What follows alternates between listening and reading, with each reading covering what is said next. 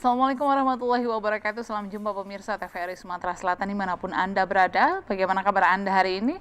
Senang rasanya saya Wima Yasir Rustam kembali hadir menjumpai Anda kali ini dalam Suara Sriwijaya.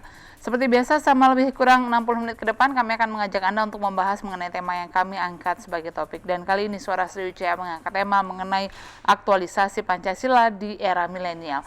Saya akan sapa narasumber yang sudah hadir bersama saya. Kita telah bersama Bapak Aris Munandar, Ketua Persatuan Alumni Gerakan Mahasiswa Nasional Indonesia Sumatera Selatan. Assalamualaikum Pak Aris, apa kabarnya? Waalaikumsalam, Jurnal. Selamat atas terpilihnya menjadi Ketua Persatuan Alumni Gerakan Mahasiswa Nasional Indonesia Sumatera Selatan ya Pak Aris ya. Terima kasih. Dan kita juga telah bersama Bapak Hasanuddin selaku pendidik. Assalamualaikum Pak Hasanuddin, apa kabarnya? Waalaikumsalam, baik, alhamdulillah. Ya, selamat datang di studio kami dan pemirsa, kami juga mengajak Anda untuk bergabung bersama kami di line telepon 07113 11 454. Ya, 1 Juni yang lalu baru saja kita peringati sebagai Hari Lahir Pancasila, yang mana kita ketahui bersama Pancasila merupakan falsafah bangsa, dasar negara yang merupakan salah satu pemersatu seluruh masyarakat Indonesia. Dan untuk itu kali ini kita akan mengetahui seperti apa dan bagaimana aktualisasi Pancasila di era milenial. Untuk itu saya akan langsung ke Pak Aris Munandar. Berbicara mengenai aktualisasi Pancasila di era milenial ini tentunya apa ya, berbeda seperti itu ya dengan semua yang telah terjadi begitu ya Pak Arisnya, kemudian juga pola pikir, kemudian juga cara pandang terhadap segala sesuatu semuanya berubah. Tapi pada kenyataannya menurut Pak Aris sendiri seperti apa sih harusnya kita semua memaknai Pancasila saat ini? Ya. Kita harus mundur ke belakang. Kenapa kita perlu Pancasila? Bagaimana terbentuknya Pancasila? Mulai dari pergerakan kemerdekaan, kemudian terjadi polemik antara Pancasila bukan Pancasila, kemudian para founding father kita bersepakat bahwa yang menjadi dasar negara Indonesia ini adalah Pancasila, bukan yang lain. Kemudian terjadi pergolakan politik, Orde Lama berganti menjadi Orde Baru. Di situ Pancasila lebih ditekankan lagi, muncullah P4, terjadi lagi perubahan reformasi, P4 dihapuskan di era reformasi, dan sampai jam sekarang Pancasila kemudian menjadi mainan. Mainan dalam artian? Pancasila dibenturkan dengan agama. Kalau sebelum era reformasi, orang tidak akan menjadi apapun kalau dia tidak pernah mengikuti penataran P4. Artinya begitu pentingnya Pancasila.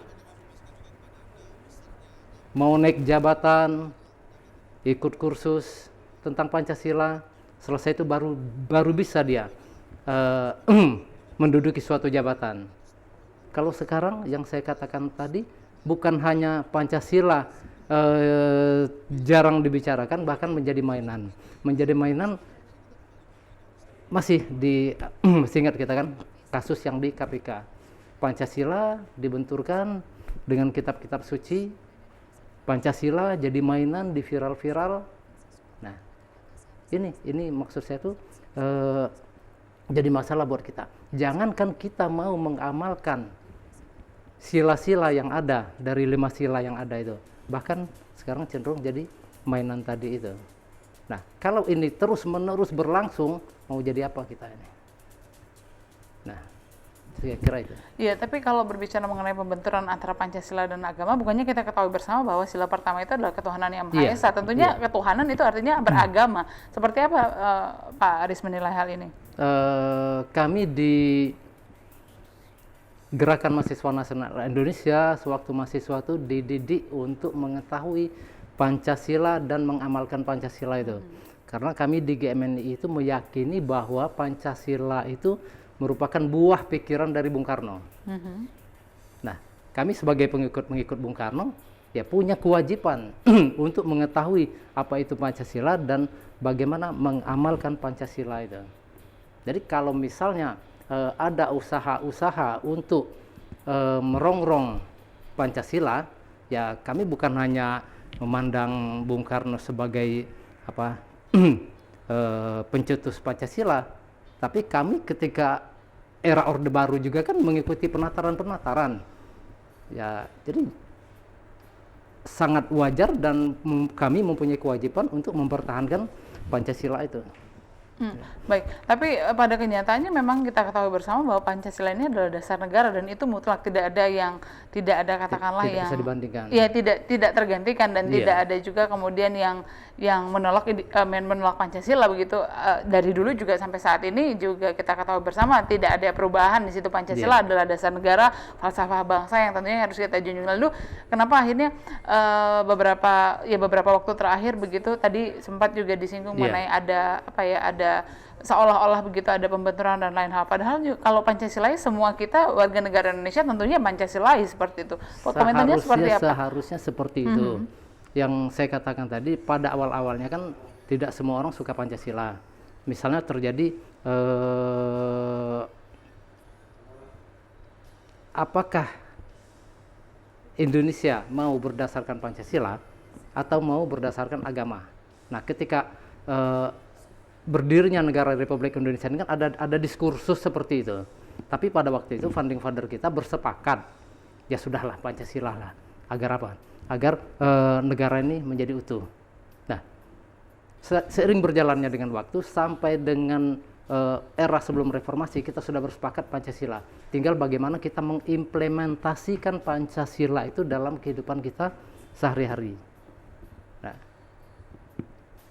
tapi faktanya Pancasila sekarang kalau kita perhatikan viral-viral yang ada di media sosial, itu yang saya katakan tadi, Pancasila menjadi seolah-olah barang mainan. Pancasila dinyanyikan dengan yang menurut saya itu kurang etis lah gitu. Kita mau bicarakan Pancasila itu. Ya sebetulnya walaupun dulu ada gerakan-gerakan yang anti Orde Baru, tidak suka dengan suasana Orde Baru, tapi kita harus melihat kelebihan Orde Baru bagaimana dia mengajarkan Pancasila kepada masyarakat Indonesia ini, mulai dari perguruan tinggi sampai sekolah dasar, begitu juga para pejabat terus dibina untuk memahami Pancasila gitu. Nah, tinggal bagaimana mengimplementasikan Pancasila itu. Baik, sebelum kita lanjutkan kami juga masih mengajak Anda pemirsa untuk bergabung bersama kami di line telepon 07113114454. Hari ini kami sedang membahas mengenai aktualisasi Pancasila di era milenial. Saya minta pandangannya Pak Hasanuddin selaku seorang pendidik. Seperti apa Bapak melihat saat ini begitu masyarakat katakanlah begitu memaknai Pancasila ini? Begini, artinya kita melihat Pancasila ini sah sebagai dasar negara itu 18 Agustus 1945. Kemudian terkait Pancasila timbul ditampilkan ada Pancasila 1 Juni, terus Jakarta Charter 22 Juni. Tapi yang mengikat itu ya 18 Agustus 1945 sebagai dasar negara, hanya 1 Juni 22 Juni ini artinya fakta sejarah yang pernah terjadi tidak mungkin dibatalkan. Terkait Pancasila itu Bung Karno tidak mau dikatakan sebagai pencipta, tapi dia lebih mengarah ke penggali. Apa ini maknanya? Artinya nilai-nilai Pancasila ada itu jauh sebelum diungkap oleh Bung Karno, sebelum dikenal adanya istilah Pancasila. Mulai nilai sila ke-1, artinya bangsa kita dari sejak dulu sudah mempercayai ada kekuatan di luar kekuatan manusia. Nah, itu sudah berjalan secara real di masyarakat. Kemudian oleh Founding Fathers ini dirumuskan, diangkat ke tingkat nasional menjadi sila pertama dan seterusnya sampai sila kelima. Artinya dalam perjalanannya 1945, 49, kemudian 49 sampai 50 terus sampai ke 65. Itu terbukti Pancasila itu sudah menjadi kebutuhan. Tetap tercantum terus sebagai dasar negara. Kenapa dia menjadi kebutuhan? Karena dia sudah implementatif di masyarakat Indonesia dari sejak dulu, jauh sebelum adanya negara Indonesia, baik itu nilai sila pertama, kemudian berlabel ketuhanan yang Maha Esa, artinya tidak mengarah ke agama tertentu, tapi memayungi dan mendorong warga negara Indonesia itu, tiap warga negaranya itu beragama bertuhan, meyakini ada kekuatan di luar kekuatan manusia, yaitu kekuatan yang Maha Esa itu. Sila kedua juga demikian, artinya kalau kita lihat di masyarakat, artinya misal ada membawa jenazah meninggal, orang yang tadinya mau berjalan cepat, nyatanya dia dengan atas kehendak sendiri berjalan lambat bila perlu berhenti. Kenapa? Karena yang dibawa adalah jenazah manusia. Nah, ini arti nilai-nilai kemanusiaan itu dari sejak dahulu sampai sekarang masih implementatif di masyarakat. Kemudian terkait ada suasana ingin mempertentangkan dengan agama, justru kita malah bisa melihat, membuktikan bahwa dia selaras. Sila satu ketuhanan yang Maha Esa. Esa itu kan di khususnya agama Islam itu sudah ada bahwa Tuhan itu satu, artinya selaras dengan nilai yang sudah ada di agama yang juga jauh sebelum adanya Pancasila. Dari sila kedua, keadilan, kemanusiaan yang adil dan beradab. Kata adil pun berasal dari bahasa Arab, adlu. Kemudian persatuan Indonesia. Di dalam agama bahwa persatuan itu seperti halnya tubuh. Artinya sakit kelingking tidak bisa, artinya bagian tubuh yang lain menyatakan semuanya ikut sakit. Nah, begitu juga dalam persatuan, artinya terganggu di Sulawesi, maka seluruh Indonesia merasa terganggu. Nah, ini artinya selaras. Terkait sila keempat, kedaulatan yang dipimpin oleh hikmat kebijaksanaan dalam permusyawaratan garis miring perwakilan. Kata musyawarat pun berasal dari bahasa Arab yang bernuansa Islam. Yang kelima, keadilan sosial bagi seluruh rakyat Indonesia. Kata adil pun juga diadopsi dari bahasa Arab, bahasa Al-Quran, adlu. Artinya dari sisi agama yang mayoritas Indonesia itu sudah selaras, ya, dan ini terbukti, artinya ke agama-agama yang lain itu kita anggap ya lebih selaras lagi. Nah, tinggal kita hanya menggali dari satu agama yang mayoritas di Indonesia. Artinya Pancasila sekarang setelah jadi dasar negara, dia menuntut ini loh seharusnya yang dijalankan, sila 1, kedua, ketiga harus dijalankan. Hanya dalam praktek implementasinya ini kan selalu ada gap antara apa yang seharusnya, kemudian apa yang terlaksana dalam sehari-hari. Nah, ini hal biasa. Jadi kalau ada yang tidak mengakui, ya kita anggap biasa sajalah. Artinya kebenaran yang sudah diakui semua orang, maka dia bukanlah sesuatu yang layak diperjuangkan. Misal 2 kali 2 sama dengan 4. Untuk apa kita memperjuangkan bahwa 2 kali 2 sama dengan 4? Karena semua orang sudah mengakui. Tapi Pancasila, sebanyak yang mengakui, kita harus memaklumi ada yang belum mengakui. Lah inilah yang perlu terus diperjuangkan. Lah inilah artinya dia sah sebagai dasar negara karena sudah terimplementasi di dalam masyarakat. Dia juga sebagai falsafah negara. Artinya apa yang seharusnya dengan apa yang terjadi dalam kehidupan sehari-hari itu hal yang wajar, ada gap. Artinya tinggal perjuangan kita bagaimana ini sudah banyak diakui, yang tidak mengakui kita perjuangan terus ikut mengakui. Baik, saya akan kembali ke Pak Aris. Pak Aris, ini juga tadi juga Pak Hasanuddin menyebutkan secara garis besar ini adalah saat ini juga ada yang menyebut bahwa ada sebagian yang dianggap Pancasilais, kemudian ada yang tidak Pancasilais. Nah, ini tuh sebenarnya yang diartikan tuh semacam apa? Karena kita juga sudah sebutkan tadi bahwa Pancasila ini adalah dasar negara, ini mutlak, tidak perlu lagi tidak perlu lagi diperdebatkan dan lain sebagainya. Lalu sebenarnya apa sih kalau Pak Aris sendiri menilai hal ini? Kita jangan dijawab dulu, kita akan jeda sejenak. Pemirsa, tetaplah bersama kami usai jeda berikut. Suara Sriwijaya masih akan kembali.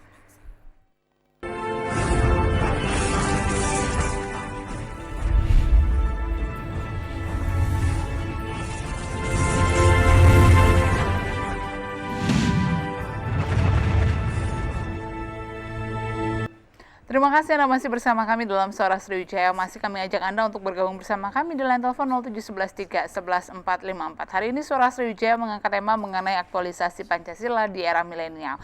Saya akan kembali ke Pak Aris Munandar. Pak Aris, tadi sebelum jeda kita sudah sempat singgung mengenai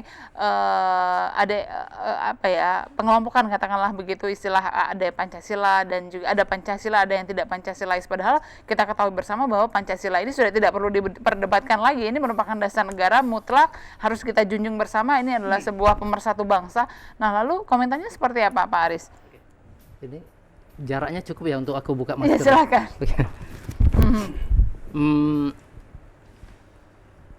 Setiap rezim akan ada persoalan.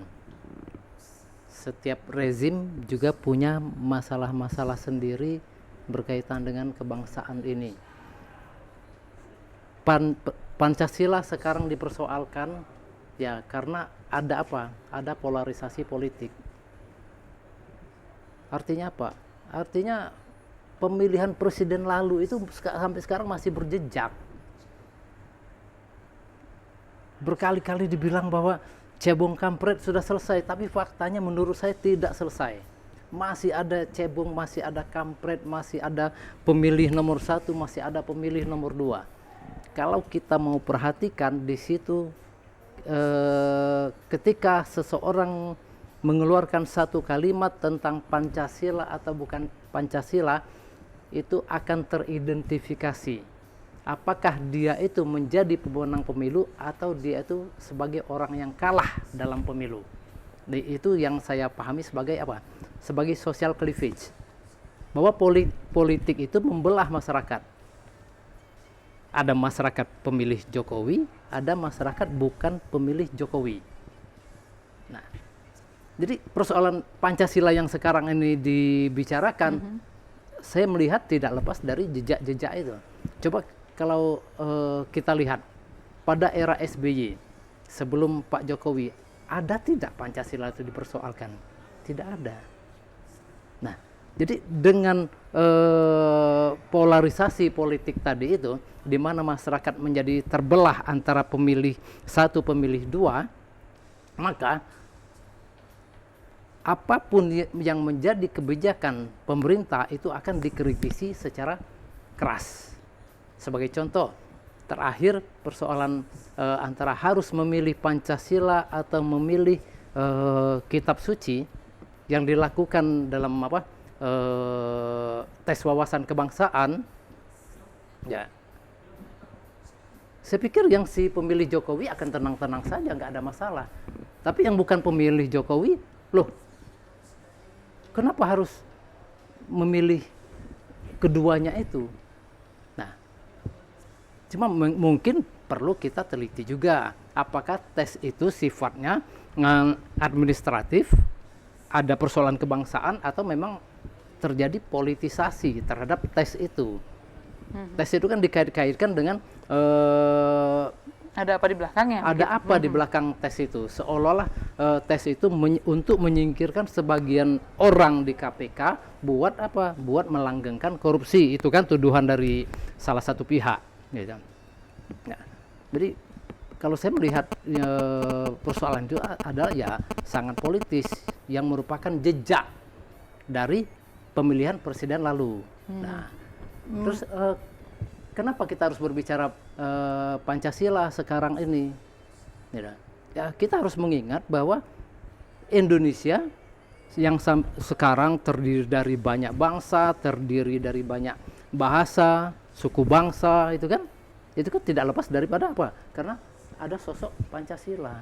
di mana semua agama, semua bangsa, semua suku itu bersatu dan bersepakat bahwa Pancasila menjadi dasar negara.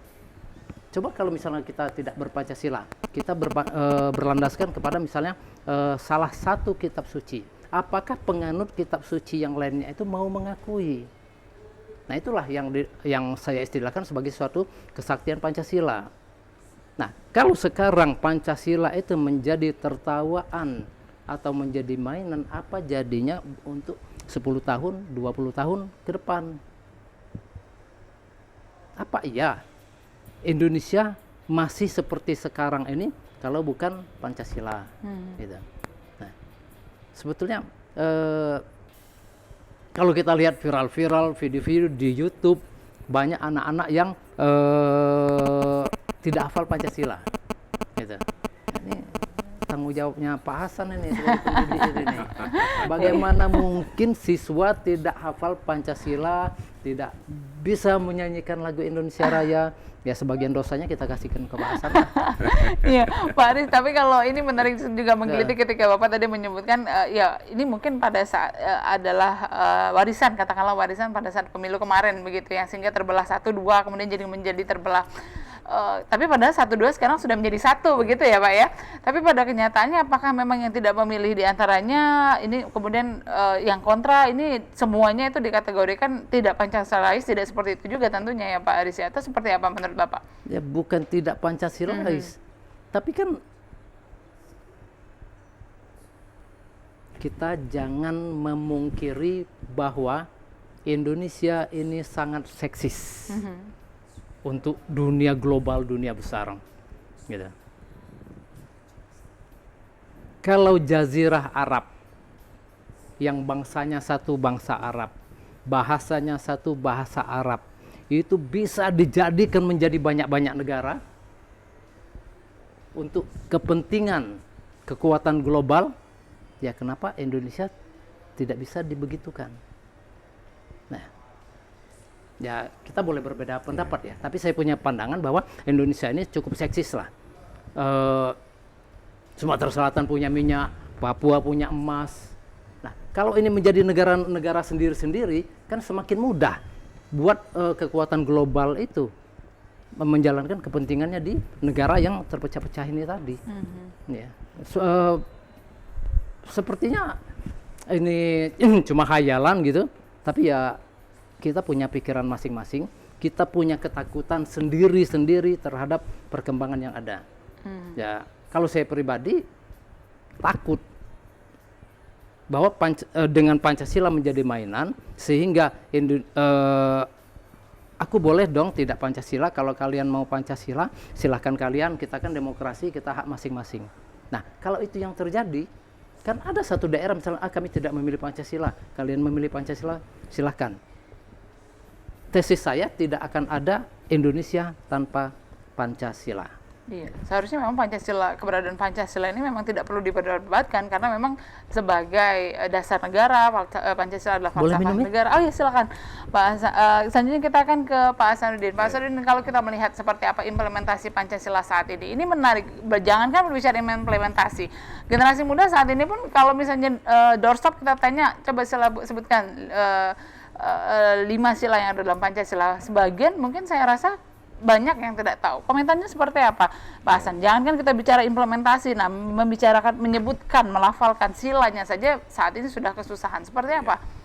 Jadi begini, jadi tiap periode artinya Pancasila sebagai dasar negara juga falsafah bangsa ini selalu punya tantangan yang tantangannya tidak persis sama.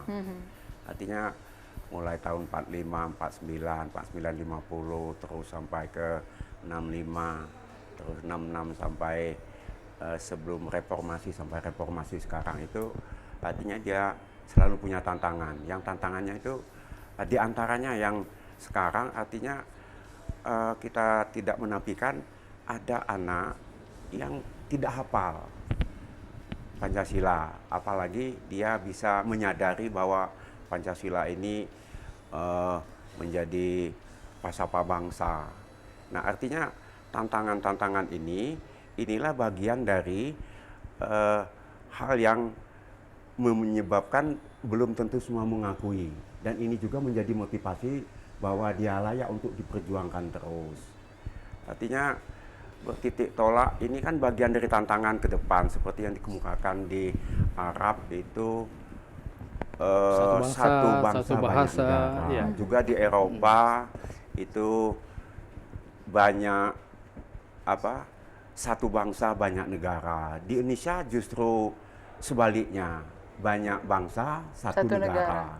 Ini coba kita positive thinking, kita nilai ini suatu kelebihan. Artinya banyak bangsa tapi bisa satu negara. Setelah kita telusuri kok bisa terjadi, artinya baik di Timur Tengah yang banyak satu bangsa banyak negara, kemudian di Eropa juga satu bangsa banyak negara, terus di Indonesia ini kita positive thinking, hal yang luar biasa, banyak bangsa tapi bisa satu negara. Nah ini kita harus suka tidak suka mengakui ini ada andilnya Pancasila itu bisa terwujud kan itu.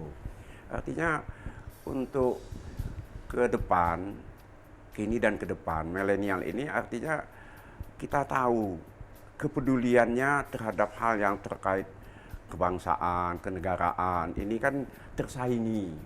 Nah tapi kita bukan menganggap bahwa ini membuat kita tidak butuh Pancasila, tapi menjadi tantangan kita harus berbuat apa sih antisipasinya berdasarkan pengalaman-pengalaman Pancasila itu sering ditolak sana sini pada periode sebelumnya, tapi akhirnya dia tetap menjadi kebutuhan. Apa yang menyebabkan dia menjadi kebutuhan? Nilai-nilai kelima sila dari Pancasila itu sudah lama ada dan itu asli Indonesia dan itu digali dari Indonesia, diangkat ke tingkat nasional menjadi dasar negara. Ya, kita akan angkat penelpon yang ingin bergabung. Halo, assalamualaikum. Halo. Ya, dengan siapa di mana Bapak? Sama Bimbo di Palembang. Pak Bimbo. Bimo. Pak Bimo, mohon maaf. Silakan Pak Bimo, pertanyaan dan komentarnya. Saya mau nanya, minta pendapat sama bapak-bapak. Kira-kira bagaimana aktualisasi Pancasila sendiri, Pak, terhadap pejabat-pejabat kita sekarang ini, Pak? Itu aja, Pak. Baik, itu saja Pak Bimo. Ini maksud artiannya seperti apa ini maksudnya Pak Bimo? Halo? Ya, terima kasih Pak Bimo sudah bergabung bersama kami di Suara Sriwijaya. Terima kasih sudah bisa kami ambil poinnya. Terima kasih sudah bergabung. Saya akan langsung meminta komentarnya Pak Aris Menandar. Pak Aris, seperti apa ini aktualisasi bukan generasi muda yang dipertanyakan, tapi pejabat saat ini terhadap Pancasila seperti apa? Iya, dia itu menanyakan aktualisasi Pancasila dalam kehidupan sekarang ini, misalnya kan. Pejabat mungkin juga dia melihat ada banyak masalah-masalah dalam kehidupan sehari-hari. Loh, Pancasilanya di mana? Aku punya warung sekarang ini. Tapi semakin lama yang belanja di warung aku semakin sepi. Sementara itu ada minimarket, semakin lama semakin rame gitu. Lama-lama aku bangkrut dan aku nggak bisa makan lagi. Nah, di mana aktualisasi Pancasila? Itu salah satu contoh. Terus yang banyak dibicarakan lagi, katanya Pancasila, pejabat-pejabat ikut penataran Pancasila, tapi korupsi merajalela, gitu kan? Nah, saya pikir itu maksudnya. Kalau misalnya saya Islam, kemudian saya berbicaranya sangat tidak senonoh, gitu. Bicara saya dengan belak-belakan, kemudian aduh kok orang Islam seperti itu. Aku yang ngomong kata wong Palembang itu basing-basing, tapi ngapu agama aku yang disalahke. Betul. Gitu. Nah, jadi Pancasila sebagai pedoman hidup, sebagai tolok ukur dalam pembuatan kebijakan. Pancasila, Undang-Undang Dasar, Peraturan Presiden, dan seterusnya sampai ke daerah. Kalau memang ada masalah kita sehari-hari, kita tanya siapa yang bertanggung jawab, yang seharusnya bertanggung jawab terhadap masalah yang ada itu. Kenapa sampai begitu banyak minimarket, sampai warung-warung kecil tidak punya peluang lagi. Nah, di sini kan seharusnya kita menanyakan kepada si pembuat kebijakan, kenapa kalian banyak sekali menurunkan izin buat minimarket itu, sehingga kami apa? Sehingga warung kami nggak ada yang belanja lagi. Nah, apakah si pembuat kebijakan, apakah si pemberi izin tadi itu dalam menurunkan izin itu dia berpandangan Pancasila? Ada satu usaha raksasa, satu usaha yang kapitalnya besar mengalahkan warung-warung yang tadi. Nah, ini kan kita akan menuduh apa? Jangan-jangan ada interest, jangan-jangan ada kepentingan. Kenapa begitu mudahnya izin-izin minimarket tadi? Nah, jadi maksud saya ada kejadian seperti itu, kenapa langsung lari ke Pancasila? Padahal yang sangat dekat sama kita itu kan, ya di situ ada camat yang turut memberikan rekomendasi, mungkin ada bupati, ada wali kota, gubernurnya, gitu. Nah, menurut saya kebijakan ini yang harus kita kritisi, gitu. Masih. Baik, sebelum kita lanjutkan kembali, pemirsa, kami masih mengajak Anda untuk bergabung bersama kami di line telepon 07113114454. Tetaplah bersama kami, Suara Sriwijaya masih akan kembali.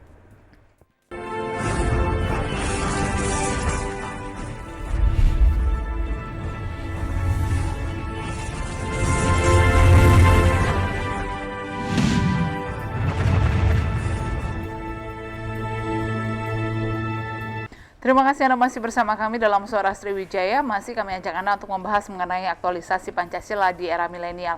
Kami masih mengajak Anda untuk bergabung bersama kami di 07113114454. Saya kembali ke Pak Hasanuddin. Pak Hasanuddin, menurut Bapak seperti apa? Apa yang salah kemudian dari generasi muda saat ini ketika bagaimana cara mengaktualisasikan Pancasila?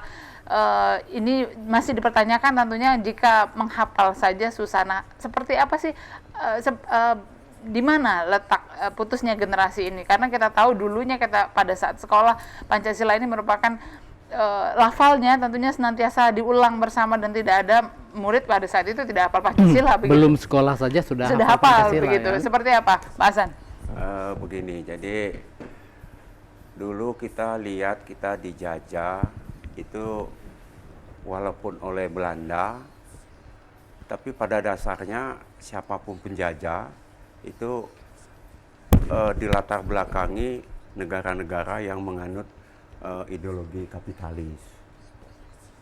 Kemudian setelah kita merdeka, kalau dulu dijajah artinya dikuasai wilayahnya, dikuasai politiknya, kemudian bisa leluasa, artinya kapitalis untuk menggerogoti Indonesia ini. Setelah merdeka, artinya kita tidak lagi dikuasai, tapi bukan berarti kapitalis tidak menjadi tantangan bagi Pancasila. Nah, sekarang ini artinya kita sebagai negara Pancasila berdasarkan pembukaan UUD 45 alinea 1 itu kan bahwa sesungguhnya kemerdekaan itu hak segala bangsa. Karena itu penjajahan harus dihapuskan. Yang biasa menjajah ini kan latar belakangnya negara-negara kapitalis.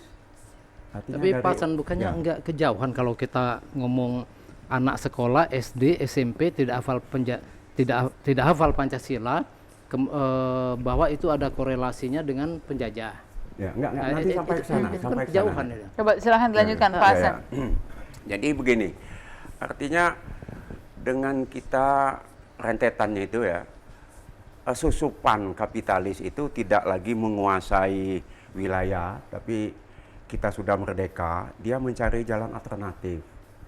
Misalnya demokrasi yang ada sekarang ini memberi alternatif dasar demokrasi sila keempat, demokrasinya Indonesia, tetapi juga memberi alternatif misalnya untuk demokrasi liberal, sehingga terjadi pungut-pungut suara. Nah, dengan pungut suara ini terimplementasi, otomatis pengambil kekuasaan memerlukan banyak dana.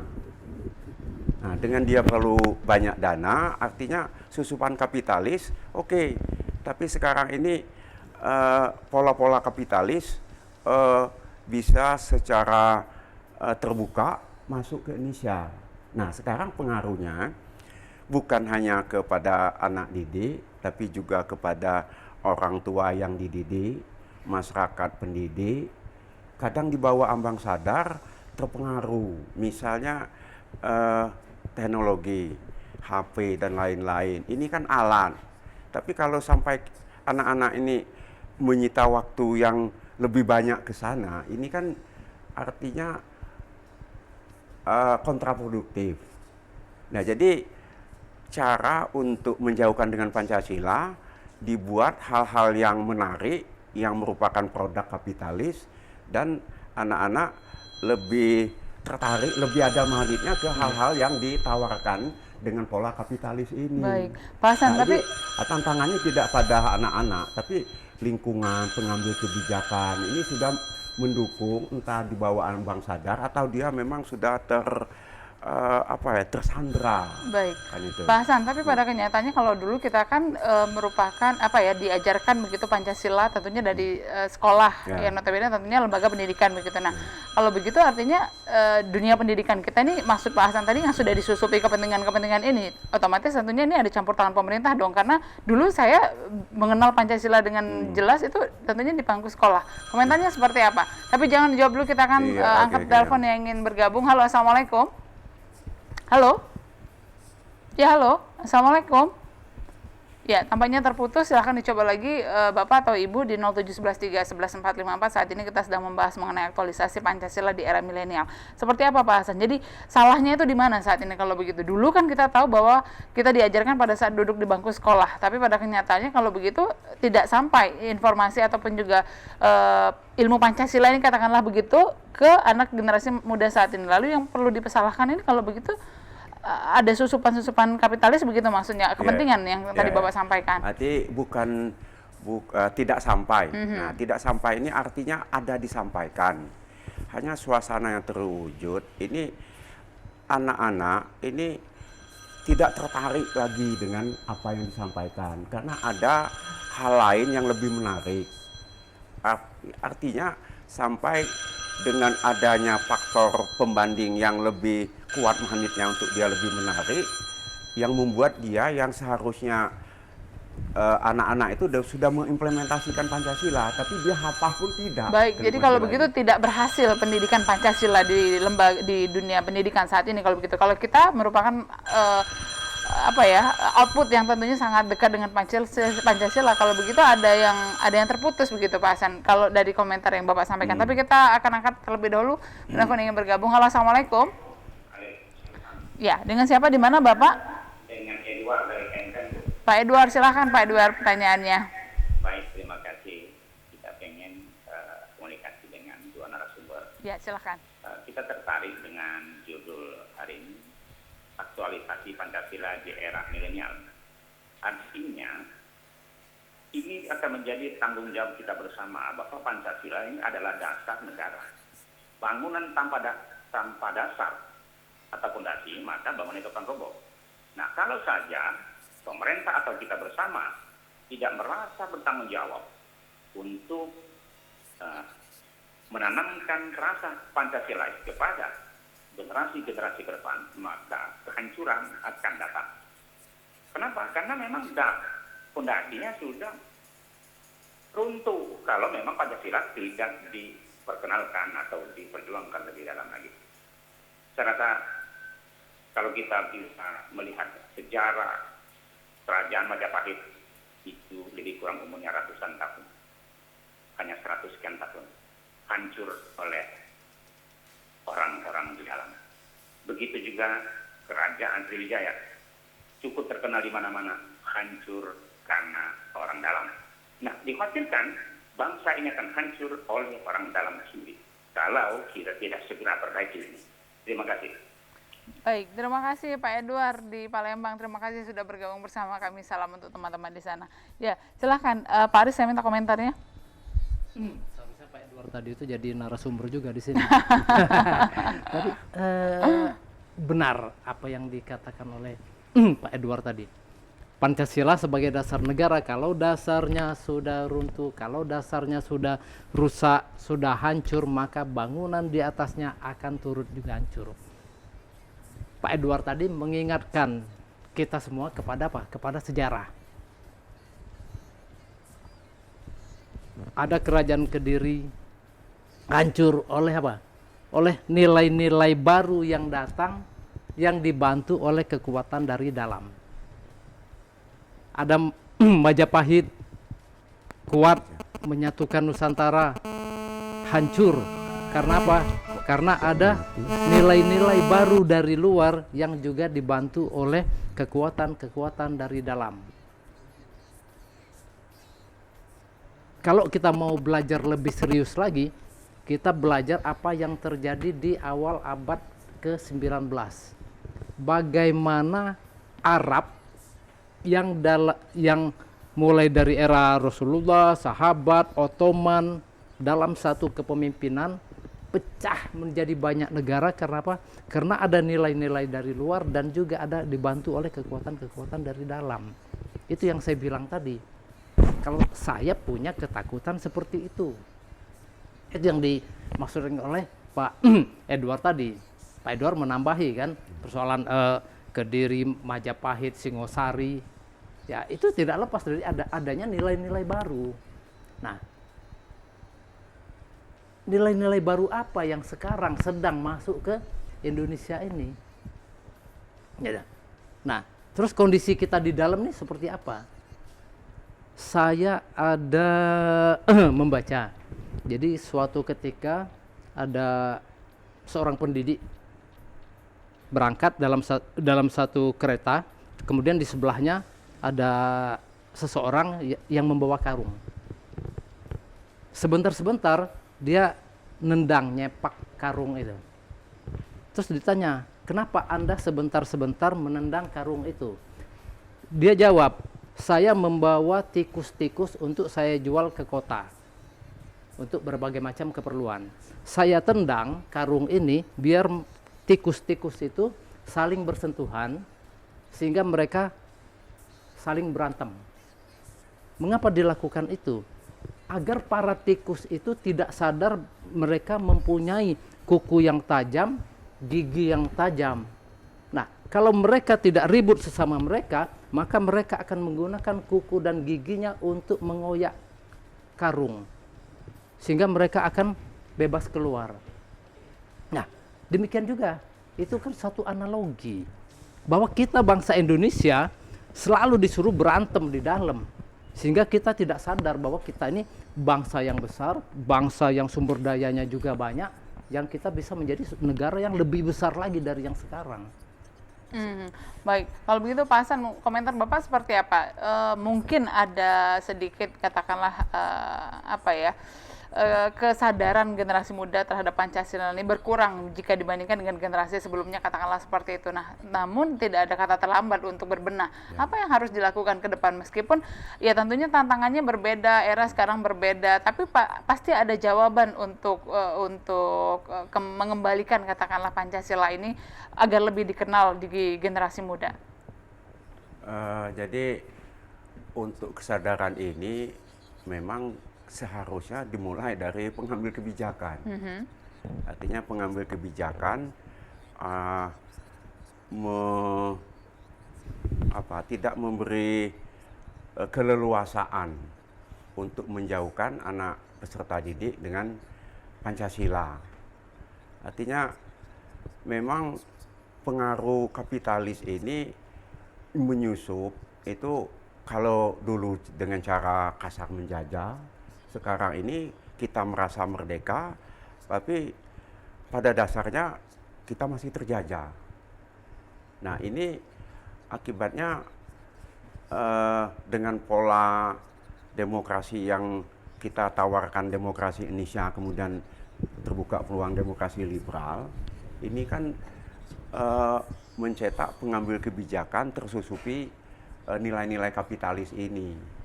Pak Hasan, yang bersentuhan langsung dengan murid kan para guru, Pak Hasan, para pendidik itu, Pak Hasan. Ya, para Jangan-jangan pendidik, ya, pun- jangan-jangan para pendidiknya tidak mengajarkan, atau Pak Hasan kan pelaku pendidik. Ya, begini, artinya tadi itu lebih pas bukan tidak disampaikan tapi tidak sampai. Jadi dia disampaikan dari sisi pengambil kebijakan sudah tersandra oleh indikasi demokrasi, ditawarkan juga demokrasi yang tidak asli Indonesia ini. Kemudian dari anak peserta didik ini dengan masuknya produk-produk kapitalis ini lebih tertarik dengan apa yang ditawarkan dengan pola sekarang. Dia tidak tertarik lagi dengan nilai-nilai Pancasila ini.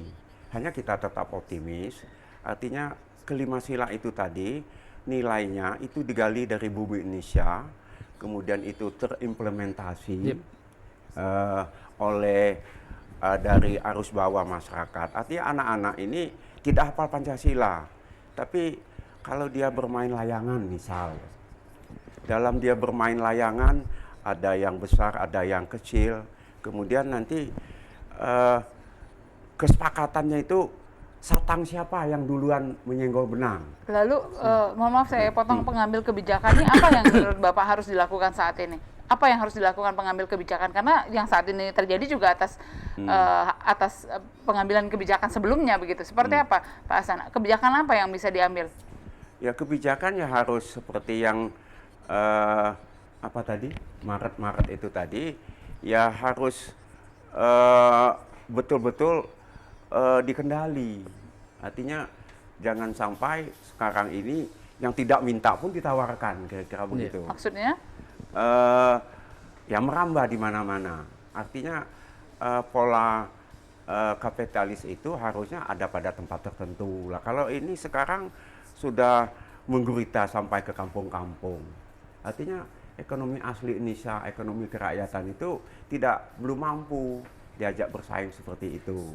Artinya dari pengambil kebijakan, peserta didik justru kewalahan untuk menyampaikan ke anak-anak mengenai apa sih nilai-nilai Pancasila. Baik. Kemudian dia tidak tertarik, jadi nggak tren kira-kira begitu di mata anak-anak. Jadi beda dengan bukan tidak disampaikan, tapi sulit sampai.